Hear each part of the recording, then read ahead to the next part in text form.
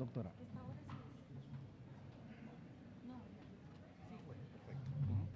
Listo.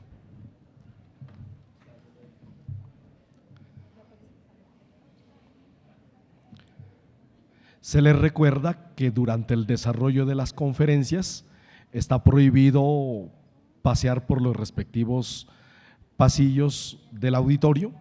Hay que estar atento al desarrollo de las conferencias, son medidas que ha tomado la organización del Congreso. En este ciclo Justicia, Constitucionalismo y Derecho Laboral, en la que participan como conferencistas la doctora Luz Amalia Andrade Arévalo y el doctor Omar de Jesús Restrepo, cada conferencista cuenta con un tiempo de 30 minutos, los cuales serán controlados por la organización del Congreso y que serán notificados de manera debida a cada uno de los conferencistas. La primera conferencia titula Protección laboral reforzada de la población discapacitada frente a la interpretación de la Corte Constitucional, a cargo de la doctora Luz Amalia Andrade Arévalo. Por favor, recibámosla con un fuerte aplauso.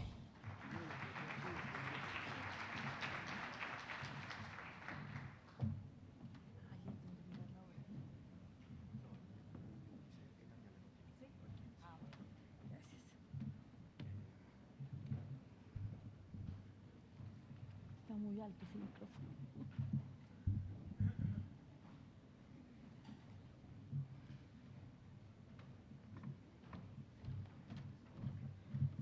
Me baja un poquito, que está un poco alto. Sí, ahí está bien.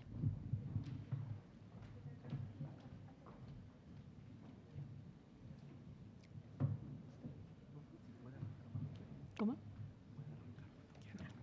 Bueno, muchas gracias, buenas tardes a todos, muchas gracias por su asistencia. Para mí es un honor estar aquí en este auditorio, sobre todo porque este es mi alma mater, la Universidad de Nariño.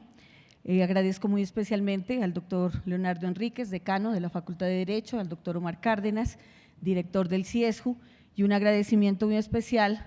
a mi maestra y colega doctora Isabel Goyes, quien fue la que me incitó a incursionar en la docencia universitaria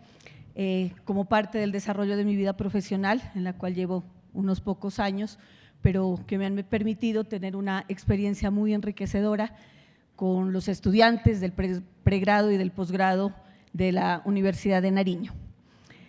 Mi intervención, teniendo en cuenta que abordaremos el tema del derecho laboral, la he denominado incidencia de la jurisprudencia de las altas cortes en la efectividad de la protección constitucional de la población discapacitada, advirtiendo que hago esta presentación de mi perspectiva como juez laboral de instancia, que dentro de estas labores que debo resolver están con muchísima frecuencia los conflictos jurídicos que se dan respecto de este segmento de la población discapacitada, y que como operador judicial me he visto abocada muchas veces al dilema de la aplicación del precedente, de la jurisprudencia o de la doctrina probable de las cortes de cierre frente a casos específicos en donde realmente se hace efectivo y se hace material el derecho constitucional. Este es solo uno de los ejemplos en los cuales las dos cortes tienen una interpretación disímil frente a un tema específico, como es la estabilidad ocupacional reforzada, y por lo tanto ese será el tema que abordaré. Para tal efecto desarrollaré algunos temas que sustentan las conclusiones a las que llegaré en mi exposición. El primer tema es el constitucionalismo y derecho laboral, una aproximación al concepto de discapacidad, el principio de estabilidad laboral y estabilidad ocupacional reforzada, la interpretación que han hecho las dos cortes de cierre, Constitucional y Corte Suprema de Justicia, sobre este tema, y los criterios que como operadora judicial he tenido en la práctica para efectos de la aplicación de estos principios. Para iniciar, tal como lo dijo el doctor Jorge González esta mañana, pertenezco a esa generación postconstitucional del año 91 y es obvio que la estructura de pensamiento y el lenguaje que hemos desarrollado para las personas que debemos aplicar directamente esta Constitución, pues está impregnada de lo que son los derechos fundamentales y lo que es la justicia material y la aplicación directa de la norma constitucional. Es por ello pues que el contenido de la exposición es evidente en las afirmaciones que me permitiré hacer. Para desarrollar entonces la ponencia en cuanto al constitucionalismo y derecho laboral, debemos advertir que con la expedición de la Constitución de 1991 entró nuestro país en la era del constitucionalismo y en especial respecto del derecho del trabajo y de la seguridad social. Esta nueva Constitución le dio un especial tratamiento a lo que es el derecho del trabajo, contrario a lo ocurrido en la Constitución anterior de 1886, donde había una única referencia a lo largo del texto constitucional y como un simple deber ser o un postulado axiológico a alcanzar. Sin embargo, dentro de nuestra Constitución del año 1991, el derecho al trabajo se elevó a un rango ético-político necesario para la interpretación estatal y de los demás derechos y deberes inscritos en la Carta. Igualmente, se toma al derecho al trabajo como un factor indispensable de integración social, se lo toma también como un atributo de la personalidad jurídica, un valor de nuestro Estado social de derecho para la existencia individual y también un medio de perfeccionamiento del ser humano en toda la sociedad.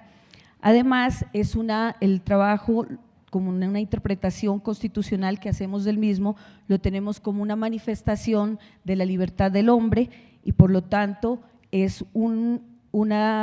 referente y como fundamento la dignidad, que como todos sabemos es uno de los principios, valores y postulados constitucionales en nuestro ordenamiento.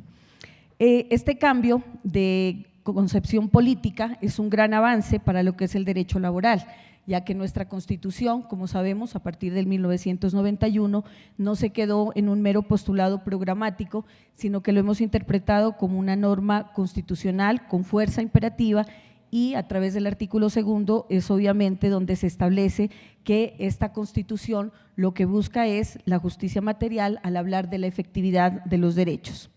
Ahora bien, en el ámbito pues, del derecho laboral y de la seguridad social, la práctica judicial que nos indica, todos los días estamos tratando y resolviendo conflictos jurídicos trascendentes para el ser humano, como son el acceso al empleo, como son la obtención del ingreso mínimo vital y móvil, el derecho a la salud, el derecho a las pensiones, el derecho a la protección especial de algunos sectores poblacionales que han sido históricamente discriminados, como las mujeres, los niños y la población con discapacidad, que es el tema al que me referiré. Por tanto, la relevancia que tiene este tema y que lo tomé a título de ejemplo para concluir de que existen unos criterios de interpretación frente a un tema especial como es la protección reforzada, pues tiene una relevancia muy importante también desde el punto de vista del derecho internacional. Todos sabemos que la OIT, la Organización Internacional del Trabajo, pues es la abanderada y la principal organización internacional encargada de desarrollar y de establecer postulados para los países miembros, precisamente para lograr el trabajo decente, la igualdad de oportunidades, la protección universal en seguridad social. Es así como en la estrategia y plan de acción para la inclusión de la discapacidad que desarrolló la OIT para el periodo 2014-2017, hizo un estudio en el cual pudo concluir que aproximadamente el 15% de la población del mundo tiene o padece algún tipo de discapacidad. Y de ese 15%, el 80% están en edad de trabajar y sin embargo, pese a ello, pese a la cantidad de personas que están con esta situación especial, su derecho al trabajo decente, su igualdad de oportunidades, su inserción social en las actividades económicas, políticas, sociales, educativas en los diferentes países, pues son muy difíciles, por no decir que nulas, para esta clase de población como es la población discapacitada, y son las que tienen un mayor riesgo de estar desprotegidas en cuanto a sus derechos fundamentales. En nuestro país pues es evidente que desde la constitucionalización del derecho laboral la población discapacitada ha logrado ser visible dentro del ordenamiento jurídico y político, y vemos que a lo largo de la Carta Constitucional, en varios artículos se hace mención de este segmento poblacional. Es así como en el derecho, en el artículo 13, artículo 47, artículos 54 y 68 constitucionales, el legislador ha tenido, el constituyente tuvo la precaución de incluir dentro de sus postulados precisamente a estas personas que sufren algún tipo de discapacidad. Igualmente, en el desarrollo de estos principios constitucionales, el legislador también ha tenido una actividad de producción normativa muy amplia sobre este sector y ha producido muchas fuentes legales, pues que solo a título de ejemplo permito resaltar algunas de las más importantes, como son la Ley Estatutaria 1618 del 2013, por la cual se establecen las disposiciones para garantizar el pleno ejercicio de los derechos de las personas con discapacidad; la Ley 1346 del año 2009, la cual ratificó la Convención sobre los Derechos de las Personas con Discapacidad de las Naciones Unidas; la Ley 1145 del año 2007, por el cual se organizó el Sistema Nacional de Discapacidad; la Ley 762 del 2002, por la cual se aprobó la Convención Interamericana para la eliminación de todas las formas de discriminación contra personas con discapacidad; y la Ley 361 de 1997, por la cual se establecieron mecanismos de integración social de las personas en situación de discapacidad, y que se dictan muchas otras disposiciones. Será sobre esta última norma sobre la que nos referiremos para efectos del desarrollo de los temas. Debe advertirse también que no solo el legislador, sino también los jueces jugamos un papel o un rol muy importante al momento de hacer justicia material, de proteger o de garantizar esos derechos de este tipo de personas que han sido normalmente en la historia colombiana discapacitados y además que han sido discriminados por esa discapacidad. Sin embargo, pues nos encontramos ya en el ejercicio profesional diario que existen unas interpretaciones diferentes de las dos cortes de cierre que definitivamente lo que conllevan es a una inseguridad jurídica frente a este tema específico que trataré. Para efectos de desarrollar el siguiente tema, en cuanto al concepto de discapacidad, considero que el hecho de no tener una conceptualización de lo que es la discapacidad o un criterio unánime de lo que es discapacidad nos conlleva a los jueces de instancia a una dificultad precisamente para el momento de proteger esos derechos de este tipo de personas. Es así que, como revisando la Constitución, vemos que en el artículo 13, por ejemplo, se hace alusión a las personas que por su condición física o mental se encuentran en circunstancias de debilidad manifiesta. Esa es una expresión, por ejemplo, de discapacidad. El artículo 47 se refiere a disminuidos físicos, sensoriales y psíquicos. El artículo 54 se refiere a minusválidos. El artículo 68 hace referencia a personas con limitaciones físicas o mentales. Este, como les digo, es un problema en el que nos encontramos los operadores judiciales, por cuanto al no existir un concepto unánime y un concepto estable de lo que es la discapacidad, pues tampoco tendremos más adelante la claridad absoluta de saber a quiénes aplicamos esos derechos, que en el caso que nos ocupa son los derechos a la protección ocupacional reforzada. Debe advertirse que ese concepto de discapacidad tampoco ha sido unánime a lo largo de la historia. Este está inmerso dentro del desarrollo económico y científico de la humanidad. Por ejemplo, aquí en el caso colombiano, es muy claro cómo en nuestro Código Civil, hasta antes de la Constitución de 1991, se utilizaban términos como locos furiosos para referirse a los enfermos mentales. Se hablaba de términos como imbecilidad, idiotismo, para referirse a las personas con discapacidad intelectual, expresiones que si hoy las utilizamos son totalmente peyorativas y discriminatorias de esta población. Es así como con la sentencia C-478 del 2003 se las excluyó del ordenamiento jurídico precisamente porque son conceptos peyorativos, pero concluye la Corte que estos conceptos de discapacidad son unos conceptos que están en permanente revisión y en permanente construcción. Frente a esta diversidad entonces de términos utilizados por el constituyente a lo largo de la Carta, La Corte Constitucional ha utilizado diferentes referentes para conceptualizar de una manera unánime lo que es la discapacidad y obviamente ha tenido un referente en las normas internacionales, es así como en un principio se refería a la resolución 4896 del 20 de diciembre del 93 de la Asamblea General de las Naciones Unidas sobre normas uniformes sobre la igualdad de oportunidades para las personas con discapacidad. Posteriormente, en la jurisprudencia se refirió también a la Convención Interamericana para la eliminación de todas formas de discriminación de las personas con discapacidad y últimamente pues ha tomado la definición que trae la Convención sobre Derechos de las Personas con Discapacidad adoptado por la Asamblea General de las Naciones Unidas y aprobado dentro de nuestro ordenamiento jurídico por la Ley 1346 del 2009, en donde se define que los destinatarios de estas disposiciones son todas aquellas personas que tengan deficiencias físicas, mentales, intelectuales, sensoriales, a largo plazo que al interactuar con diferentes barreras puedan impedir su participación plena y efectiva en la sociedad en igualdad de condiciones con los demás.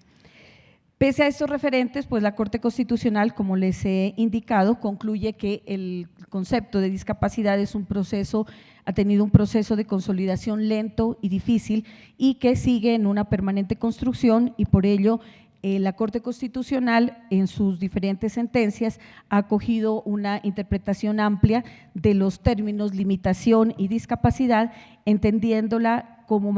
un estado de debilidad manifiesta de los seres sujetos de estas normatividades.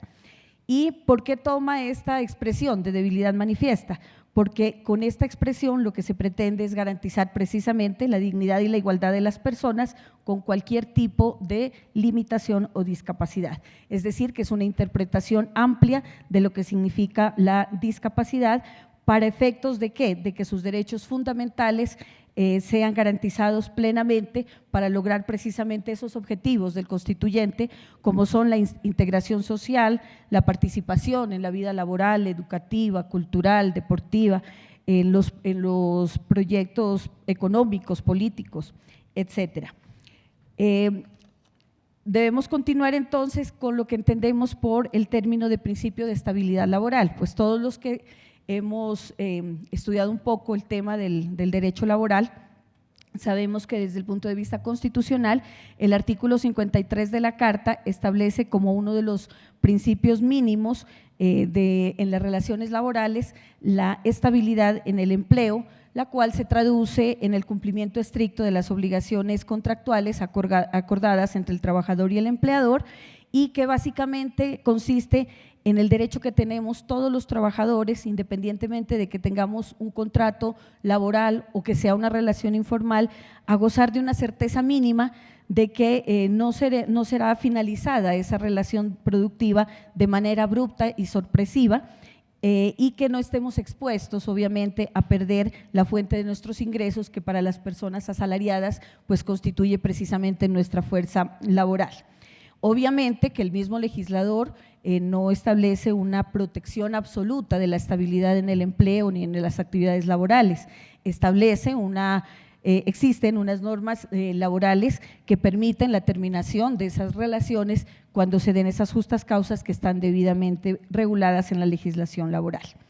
Y respecto al término de la estabilidad laboral reforzada, si bien no existe un texto legal o ninguna norma que lo haya desarrollado como tal,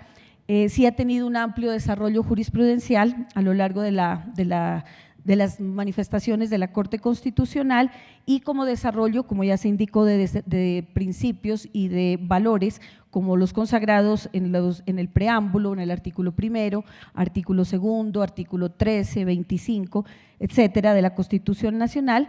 Y esa estabilidad laboral reforzada, ¿a qué se refiere? Se refiere a la prohibición de discriminación de las personas en estado de discapacidad o con limitaciones y por consiguiente el amparo con el que cuenta el trabajador discapacitado de que no perderá su trabajo, su fuente de ingreso de manera injustificada y en razón a esas limitaciones físicas, psíquicas y demás limitaciones en su normal desarrollo dentro de la sociedad. Igualmente, esta garantía le da la seguridad al trabajador de que no solo se conservará su trabajo, sino de que el empleador tiene la obligación de adecuar esas condiciones de trabajo a sus necesidades particulares para lograr efectivamente el desarrollo de su actividad para la cual fue contratada o por la cual está prestando el servicio. Ahora bien, respecto de este principio de estabilidad laboral, debemos advertir también que la Corte Constitucional ha tenido un avance significativo a través de la sentencia de unificación de tutela SU 049 del 2017, donde no restringe esta protección a la estabilidad laboral reforzada, sino que acuña otro término que es la estabilidad ocupacional reforzada,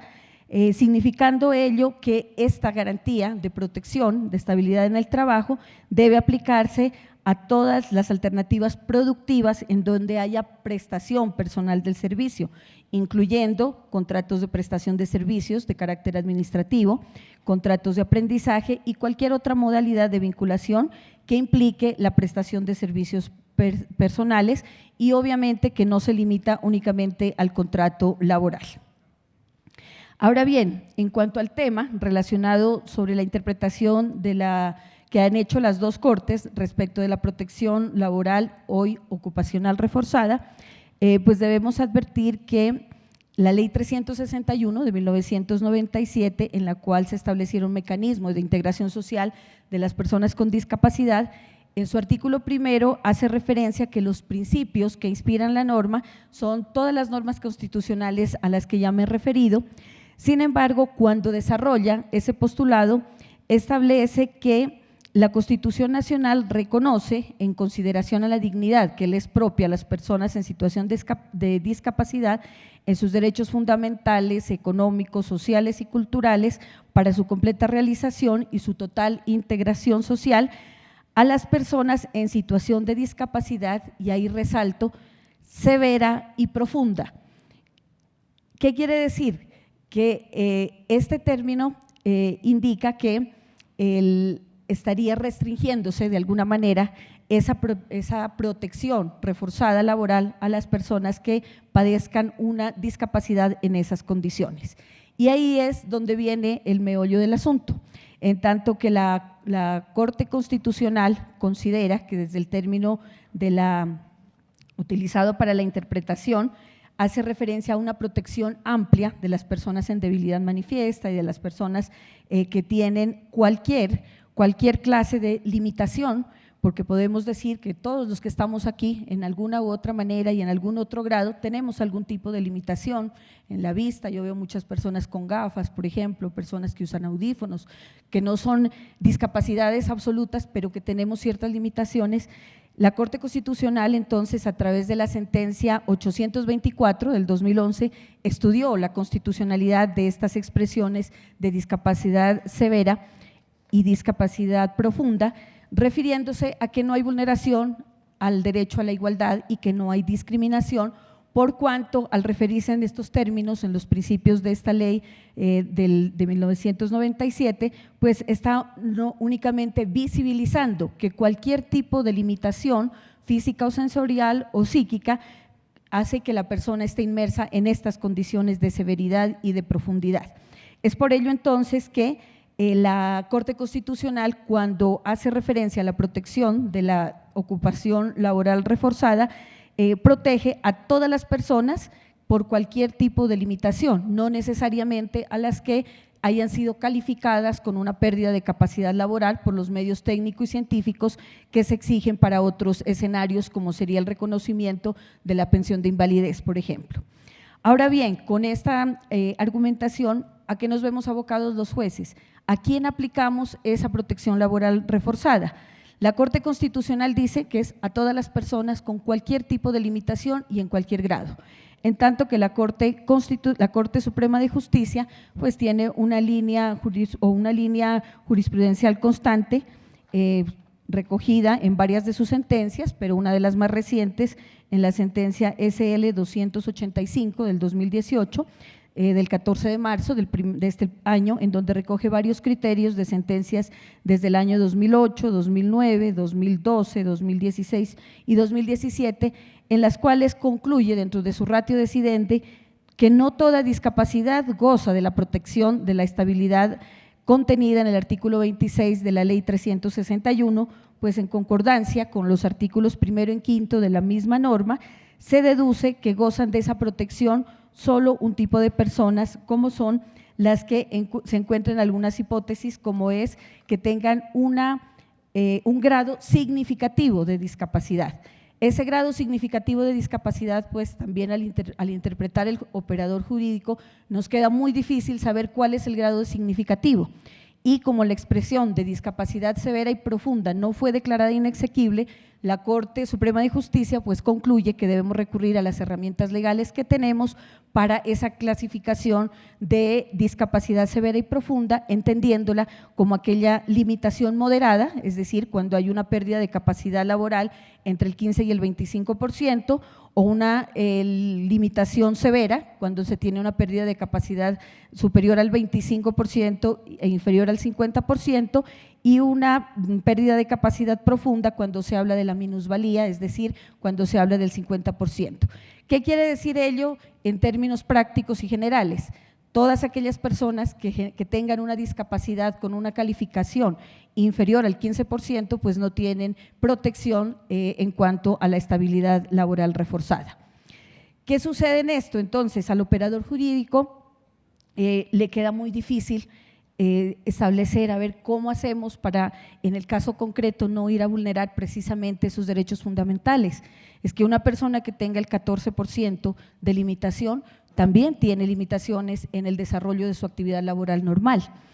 Por lo tanto, el juez debe ser muy juicioso en cuanto a los criterios para la aplicación de estos fallos judiciales. Como lo decía desde la introducción, considero de manera personal que esta situación de interpretación diferente de los órganos de cierre nos han sumido frente a una incertidumbre, y dependiendo de la jurisdicción a la que se acuda, si se acude por vía de tutela, probablemente la población discapacitada con menos del 15% será protegida, en tanto que si acude la vía ordinaria, lo más seguro es de que no será protegida en sus derechos fundamentales. No obstante, pues el operador jurídico cuenta con unas herramientas importantes, y aquí sí quería refutar algunos de los criterios que expusieron el día de ayer, en que las decisiones judiciales son absolutamente subjetivas. Obviamente, toda decisión y toda expresión del pensamiento tiene un grado de subjetividad, pero los operadores judiciales, por lo menos los de instancia, tenemos unos parámetros de límites constitucionales y legales que nos impiden ese pensamiento y esas decisiones subjetivas, como se manifestó ayer en una de las primeras conferencias de la mañana. Es así como el artículo 230 de la Constitución establece la independencia judicial, pero también el Código General del Proceso y todo el ordenamiento sustantivo pues nos establece que los jueces estamos sometidos en nuestras providencias al imperio de la ley, teniendo en cuenta además criterios como son la equidad, la costumbre, la jurisprudencia, y obviamente que nos imponen un deber de argumentación más fuerte cuando nos alejamos de esos precedentes o esa doctrina probable, que son los términos que ha acuñado la Corte Constitucional para efectos de tenerlos como reglas de interpretación en cada uno de los casos. Todo ello significa que a los jueces nos corresponde aplicar los criterios de nuestros órganos de cierre. Sin embargo, en el caso específico, podríamos decir, pero el derecho fundamental de la población discapacitada, cuando actúo como juez constitucional, mi órgano de cierre es la Corte Constitucional, entonces seré más proteccionista, en tanto que si estoy en la jurisdicción laboral, en la jurisdicción ordinaria, pues seré un poco más restrictivo, lo cual no debería ser así, por cuanto nosotros debemos partir de unos postulados, y es que los jueces tenemos la obligación de aplicar la igualdad frente a la ley y de brindar igualdad de trato en cuanto a las autoridades que somos. Igualmente, la Constitución ha otorgado la potestad de los órganos de cierre para la unificación